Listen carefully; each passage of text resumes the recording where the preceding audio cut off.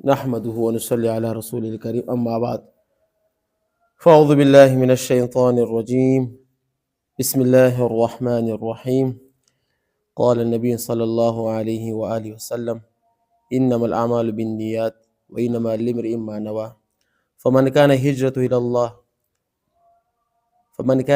إلى دنيا يصيبها أو امرأة يتزوجها فهجرته ما هاجر إليه أو كما قال صلی اللہ علیہ وسلم۔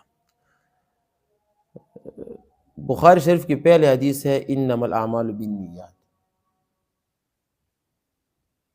دین میں جتنے بھی کام ہوتے ہیں، یہ دین جو ہمارا دین ہے، دین کیا ہے؟ 5 ارکان ہیں، کلمہ طیبہ یا کلمہ شہادت، اس کے بعد نماز، روزہ، زکوٰۃ، حج، یہ اسلام کی دین کے 5 ستون ہیں، ٹھیک ہے نا؟ اسی پر اسلام کی بنیاد کڑی ہے۔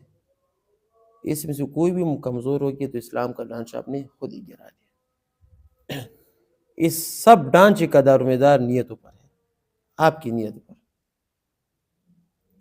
کلمہ طیبہ پڑھتے ہو، مثال کے طور پر ایک آدمی ہے، کلمہ طیبہ پڑھتے ہے شہادت کا، لیکن اندر سے کیا اس کی نیت ہے کہ میں یہ نہیں پڑھتا، پھر یہ کیا ہوگا؟ یہ منافق ہوگا، ٹھیک ہے؟ کلمہ طیبہ انسان پڑھتے ہے، کلمہ طیبہ لا الہ الا اللہ محمد رسول، اندر سے اس کی نیت ہے کہ میں مسلمان ہوں، یہ منافق ہے۔ یہ کیا ہے؟ منافق، یہ اسلام سے داخل خارج ہے، یہ کافر ہے۔ ایک انسان نماز پڑھتا ہے لیکن نیت کیا ہے کہ لوگ مجھے دیکھیں یہ نمازی ہے، اس نے کیا؟ شرک اصغر کر دیا، حدیث میں ثابت ہے، چھوٹا شرک اس نے کر دیا۔ قیامت کے دن یہ بندہ اللہ کے سامنے آئے گا، اللہ اس کو کہے گا کہ جس کے لیے آپ نے نماز پڑھ لی اس سے اس کا اجر لو، جا ادھر اجر لو۔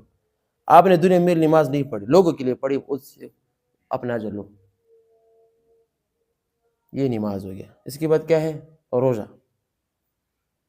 اور روزہ مثال آپ رکھ رہے ہیں لوگوں کے لیے، یہ بھی اس طرح ہوگا، یہ بھی شرک ہو گیا۔ زکوٰۃ، حج، زکوٰۃ جتنا بھی ہے، اس میں اگر آپ نے اللہ تعالیٰ کی نیت نہیں کی، خاص للہ اللہ کے لیے، اگر یہ نیت آپ نے نہیں کی تو یہ سب کام آپ کا بیکار جائے گا۔ تو نیت کا ہونا بہت ضروری ہے۔ اور دیکھو حدیث میں آتا ہے 3 لوگ قیامت کے دن کیا سب سے پہلے بلائے جائیں گے، ایک قاری، ایک شہید، ایک سخی، سخاوت کرنے والا۔ قاری صاحب یہ عالم کو بلائے کہ ادھر آؤ، حدیث اللہ پاک بلائے گا، کہتے ہیں کہ کیا کیا؟ کہتے ہیں کہ آپ کے خاطر میں نے دین سیکھا، علم حاصل کیا، قرآن کا حفظ کیا، قاری بنا۔ اللہ پاک کہے گا کہ آپ نے میرے لیے نہیں کیا، یہ آپ لوگوں کے لیے کیا، لوگ مجھے قاری اور مولانا کہیں۔ فرشتے کہتے ہیں اس کو داخل کو جہنم، سب سے پہلے قاری عالم کو جہنم میں داخل کیا جائے گا۔ کون سا عالم؟ قاری، ریاکار۔ شہید کو بلایا جائے گا۔ شہید کیا ہوتا ہے؟ کہتے ہیں کہ کیا کیا؟ یا اللہ آپ کے خاطر دنیا میں شہید ہوں، اپنے سینے پر گولی چلائی ہے، خنجر میں نے آپ کے خاطر رکھا ہے۔ اللہ پاک کہنا آپ اس لیے شہید ہو کہ لوگ آپ تجھے کہے کہ شہید ہے، فلانا شہید ہو گیا۔ فرشتوں اس کو بھی جہنم میں داخل کرو۔ سخی، سخاوت کرنے والے، اس کو بلایا جائے کہ ادھر آؤ۔ اللہ پاک فرمائے کہ کیا کیا میرے لیے؟ کہتے کہ آپ کے لیے فلاں صدقہ کیا، فلاں صدقہ کیا، فلاں صدقہ کیا، فلاں صدقہ، فلاں صدقہ۔ اللہ پاک کچھ یہ سب آپ نے اس لیے کیا کہ لوگ آپ کو کیا سخی کہیں کہ یہ تو سخاوت کرنے والا ہے۔ فرشتوں اس کو جہنم میں داخل کرو۔ اس لیے کہتے ہیں کہ تمام امت کے احد برابر جو صدقہ ہو وہ صحابی کے ایک کھجور کے صدقے کے برابر نہیں ہو سکتا۔ کیوں؟ نیتوں کا فرق ہے۔ صحابہ کرام کی نیت سب سے اونچے درجے کی ہے۔ کیوں ہے؟ انہوں نے حضور صلی اللہ علیہ وسلم کی کیا پائی؟ صحبت پائی، ایسی صحبت پائی۔ آپ صلی اللہ علیہ وسلم دنیا کی تمام دنیا کے ہمارا عقید ہے سب سے اونچے مقام پر فائز تھے، فائز ہے، فائز رہیں گے۔ آپ صلی اللہ علیہ وسلم کا درجہ ابھی بھی چڑھتا جا رہا ہے اوپر، یہ تصوف کا ایک عقید ہے، چڑھتا جا رہا ہے۔ ہم پڑھتے ہیں صلی اللہ علیہ وسلم، آپ سے کا درجہ اونچا ہو جاتا ہے۔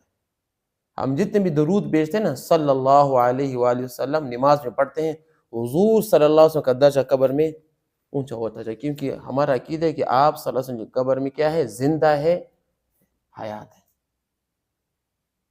ان صحابہ کرام نے حضور صلی اللہ علیہ وسلم کی صحبت پا کر اتنا بلند مقام حاصل کیا ہے کہ ایک صحابی نماز پڑھتا ہے، بارش نہیں ہو رہی تھی، نماز پڑھتا ہے 2 رکعت نفل، اللہ پاک سے کیا کرتا ہے؟ بارش کی دعا کرتا ہے. کہ آدمی آتے کہ بارش ہو رہی کہ دیکھو کہاں پر ہو رہی ہے، کہتے کہ آپ کے کھیت کے اندر ہو رہی ہے، اس سے باہر نہیں ہو رہی. اتنا بڑا مقام، اتنا بڑا مقام. حالانکہ وہ کیا سب ان پڑھ تھے، کسی نے پی ایچ ڈی نہیں کی تھی، صرف حضور کی صحبت انہوں نے اختیار کی تھی. اور نیت تو کتنا بڑا فرق ہو گیا کہ ایک کھجور کے رائے برابر. یہ حدیث سے ثابت ہے کہ ایک صحابی کا ایک کھجور کے برابر صدقہ ایک عام آدمی کی جو صحابی نے اس کے احد کے پہاڑ کے برابر صدقہ کرنے سے بہتر ہے. حالانکہ ظاہر معلوم ہوتا ہے کہ یہ کم یہ زیادہ ہے. نیتوں کا نیت کی اصلاح کرنی چاہیے، اس پر محنت کرنی چاہیے. کہاں سے محنت آئے گا؟ ان علماء، ان لوگوں کے ساتھ آپ نے بیٹھنا ہے جو اس مقام پر فائز ہے کہ ان کی نیت خالص اللہ کے لیے، جنہوں نے زندگی بھر گناہ کبیرہ سے اپنے آپ کو بچا کر رکھا ہو، ان لوگوں کے پاس آپ نے بیٹھنا ہے. ان کی صحبت میں بڑی برکت ہوتی ہے. دارالعلوم دیوبند جو ہمارا مدرسہ تھا 150 سال پہلے قائم تھا، ابھی تک اس کے کیا نہر بہ رہی ہیں.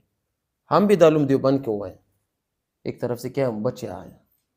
اس کی بنیاد پہلے جس نے رکھی ہے وہ ایسے عام بزرگ تھے، لیکن انہوں نے کبھی زندگی میں نہ کبیرہ گناہ کیا نہ صغیرہ گناہ کیا. اسی پر پہلے اینٹ اس نے رکھی. اس کی برکتیں دیکھیں کہ اس دارالعلوم دیوبند نے انگریز کو شکست دی، اس دارالعلوم دیوبند کے علماء نے انگریز کو شکست دی. ان دارالعلوم دیوبند کے علماء نے دنیا بھر میں دین کو پھیلایا.